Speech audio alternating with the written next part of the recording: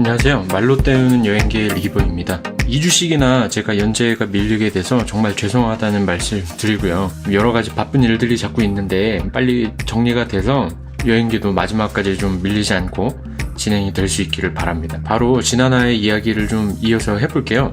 먼저는 우리가 브레멘에 갔었잖아요. 그래서 지난화 말미에 제가 얘기한 것처럼 브레멘에 공원 모습 몇 장 보면서 잠깐 힐링하면서 넘어가도록 하겠습니다. 브레멘은 여러 가지로 좀 특별한 것들이 있는 도시였는데요. 저 같은 경우에는 사실 브레멘 음악대 동상을 보러 가려고 했던 것이 가장 큰 이유지만, 브레멘 시청 건물 같은 경우도 2차 대전이나 그런 수많은 폭격 속에서도 부서지지 않아서 유럽에서 유일하게 전쟁 피해를 입지 않고 부서지지 않고 계속 서 있는 그런 건물이라는 이야기도 들었던 것 같고, 사실 시내에 나가면은 상당히 규모가 큰 도시인데도 불구하고 굉장히 가까운 곳에 이런 공원이 있다는 게 너무 좋은 것 같아요. 제가 캠핑 장비 이제 정리하러 다시 와서 텐트 걷고 그 주변을 잠깐 돌아봤던 그런 모습들인데요. 일단 항상 지금까지 여행하면서 호수에서 이제 캠핑했던 것처럼 호수라는 거는 보기만 해도 좀 기분이 괜찮아지는, 좋아지는 그런 제 여행의 한 부분이 된 것 같고, 하늘도 정말 파란 게,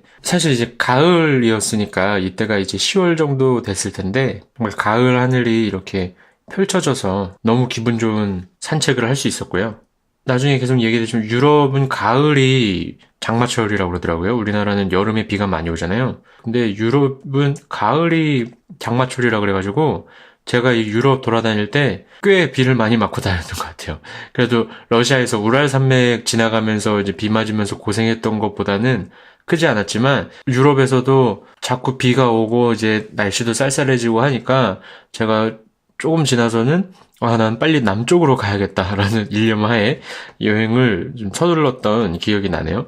빠져나오는 길도 걸어서 산책하는 아까 그런 다리 같은 경우도 너무 아름다웠지만, 오토바이 타고 빠져나오는 길도 진짜 이 가로수길이 너무 좋아서 약간 그런 느낌이 나지 않나요? 그 제주도에 가면은 좀 이런 산림욕 하는 이제 드라이브 코스가 몇 군데 있잖아요. 그런 기분도 좀 나는 것 같고, 제가 이제 제주도도 한번 오토바이 렌트해서 이렇게 한 바퀴 돌았던 적이 있는데, 독일에서 제주도의 감성을 느낄 수 있는 그런 시간이었습니다. 이제 브레멘 떠나서 제가 다음 도시로 이동하는데요. 어쨌든 제가 거듭 말씀드렸다시피 일단 1차적인 목적지는 라이프치히잖아요. 그래서 라이프치히를 향해서 갑니다. 사실 많은 분들이 독일에서 운전을 한다고 생각하면 고속도로를 떠올리실 것 같아요. 이제 속도 제한이 없는 걸로 유명한 그런 고속도로 구간도 있고, 독일에는 처음 들어왔을 때 이제 플렌스부르크에서 브레멘 이동할 때라든가 이런 몇 구간은 고속도로를 이용하긴 했는데, 참고로 외국은 오토바이 타고 고속도로를 들어가는 게 합법이에요. 그래서 어떤 나라 같은 경우는 배기량 제한이 있는 경우도 있긴 한데, 그 대부분의 나라가 오토바이 타고 고속도로를 들어갈 수가 있고, 통행요금이 없는 나라도 굉장히 많아요. 유럽에서는 거의 제가 들어갔던 고속도로는 통행요금이 없었던 것 같아요. 근데 어쨌든 고속도로라는 게 편리한 점도 있지만, 저는 이제 오토바이 타고 이제 이동을 하잖아요. 그러면은 내가 플렌스부르크 구경했어. 그런데 그 다음에 뭐 브레멘을 갈 거야. 그러면은 비행기를 타고 이동한다거나 하는 것처럼 뿅 하고 그 사이에 과정 없이 하는 게 아니라, 제 여행의 장점은 그 중간의 시간들을 다 경험할 수 있다는 거죠. 그렇기 때문에 가급적이면은 고속도로를 이용하지 않고 컨트리 로드를 타고 이동하려고 했고요. 그 지방도로를 타고 가면은 정말 그 풍경이 너무 예뻐요. 제가 진짜 기억에 남는 것 중에 하나가 독일에서 만났던 그런, 독일에서 국도를 타고 지나가면서 만났던 그런 풍경들, 이제 작은 길에 옆에 이렇게 밭이라든가 이렇게 펼쳐져 있고, 또 중간중간 만나게 되는 그런 빨간 지붕에 조그만 마을들이 이렇게 옹기종기 모여있는 그런 것들을 떠올리면은 지금도 힐링이 되는 것 같습니다. 어쨌든 그래서 제가 이렇게 컨트리 로드를 쭉 따라서 라이프치히를 향하는데요. 그 향하는 중간에 하노버라고 하는 도시가 또 있어요. 하노버에서도 제가 그냥 지나가는 길에 잠깐 보고 싶은 건물이 있어서 한번 들려봤습니다. 다음 사진을 보시면요. 자, 이게 제가 하노버에서 보려고 했던 건물인데요. 근데 왜 이렇게 사진이 이쁘죠? 제가 너무 잘 찍었나? 날씨만 좋으면 뭐 사진은 이쁘게 나오잖아요. 이날 날씨가 진짜 좋았던 거죠.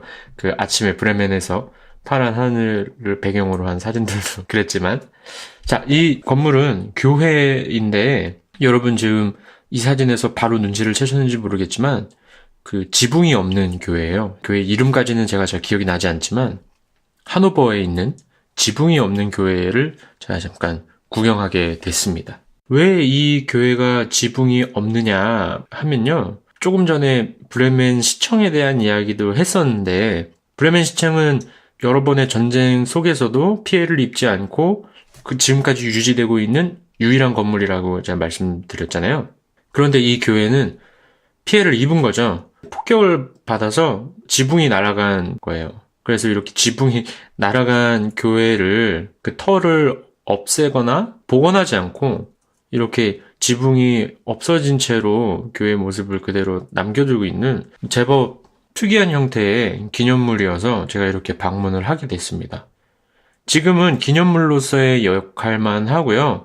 실제로 이 교회 안에서 뭐 예배를 드리거나 하진 않아요. 그런데 제가 방문했을 때도 이제 둘러보고 있는 관광객분들도 계시고 잠깐 서서 기도하시는 것 같이 보이는 분들도 좀 있긴 했거든요. 유럽을 여행하다 보면은, 그리고 재미있는 건 특히 독일이 그랬는데, 이렇게 그대로 남아있는 기념물들이 제법 있는 것 같아요. 단순한 생각으로는 건물이 부서져서 지붕이 날아가면 이걸 뭐 수리를 하든가 아니면은 사실 지금 이제 예배도 드릴 수 없고 그런 상황이니까 건물을 그냥 싹 밀고 뭔가 새로운 걸 지어서 생산적인 것들을 이제 하면 좋을 텐데, 독일 사람들은 그러지 않고 이걸 이 모습 그대로 보존하기를 선택한 거죠. 왜 그랬냐면 지난 전쟁의 기억을 그대로 간직하면서 되돌아보고 그런 아픔이 있었다는 것을 기억하고 또 반성하기도 하고, 그런 시간을 갖기 위해서 이 교회를 지붕이 없는 채로 그냥 남겨두고 있는 겁니다. 이후에도 이따금씩 이런 비슷한 기념물들을 보게 될 것 같아요. 그때마다 제가 잠깐 언급하겠지만 이렇게 보존하는 그런 문화가 유럽에는 좀 있는 것 같다는 생각이 들었고요.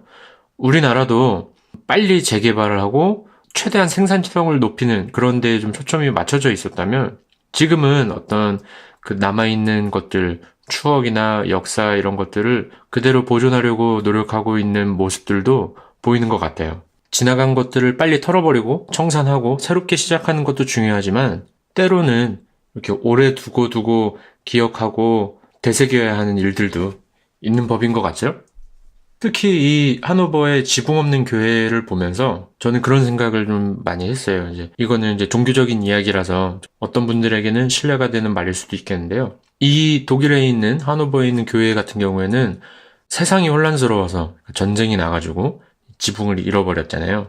근데 저는 한 명의 기독교인으로서 최근에 들어서는 교회가 지붕을 잃어버림으로써, 그러니까 여기서 말하는 지붕은 상징적인 의미로 교회가 뭔가 좀 더 사람들에게 도덕적인 기준에서 본이 된다거나 문화적으로 앞서 나간다거나 하는 것들이 좀 부족해서, 역설적으로 이 교회를 보면서 교회가 지붕을 잃어버리면 세상이 어떻게 혼란에 빠지는가 이런 것들을 좀 고민해 보게 되는 시간이기도 했습니다. 하여간 특히 유럽이라는 나라는 그 역사가 국가와 교회의 관계가 이제 굉장히 밀접한 연관이 있으니까요. 자, 이런 중간 볼거리들을 뒤로하고 제가 드디어 라이프치히에 도착을 하게 됩니다. 라이프치히 시청의 모습이고요. 결국은 이렇게 만나게 됐죠. 제가 아마 몇 번 언급한 것 같은데, 유럽에서 도시 구경하는 거는 3가지.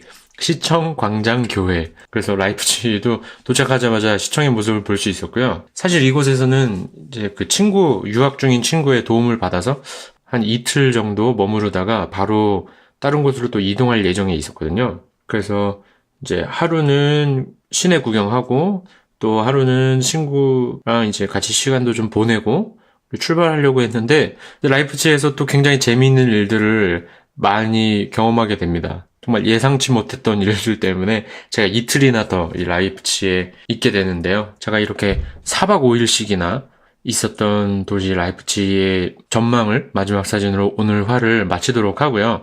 다음에 조금 더 많은 이야기들을 이어가도록 하겠습니다. 제가 독일이 참 살기 좋은 곳이다라는 느낌을 받았던 거는, 어떤 큰 도시를 가도 제가 나중에 베를린 가서도 느끼는 건데, 엄청 번화하다, 막 크다, 이런 이제 번잡하다는 그런 느낌을 안 받았던 게 큰 것 같아요. 어딜 가나 나무가 많이 있고 건물들의 높이도 조금은 낮고 그렇게 생각해보면 서울이 진짜 전 세계적으로도 엄청나게 큰 도시인 거죠. 전 지금 서울에서 지내고 있는데 물론 서울에서 생활함으로써 느낄 수 있는 여러 가지 좋은 점들도 있지만 진짜 쉽지 않은 것 같아요. 서울에서의 생활은. 그러면 독일에서의 생활은 어떤지 다음 화에서 제가 계속 이야기를 이어나가 보도록 하겠습니다. 연재가 늦어지고 있는 점 다시 한번 죄송하고요. 그래도 끝까지 함께 해주시는 분들께 감사드립니다. 다음에 뵐게요.